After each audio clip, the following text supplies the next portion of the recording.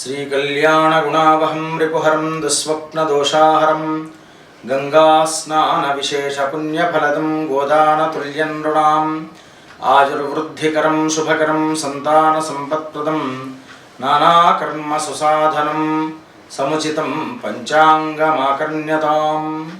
Vasavi TV ప్రేక్షకులకు స్వాగతం సుస్వాగతం।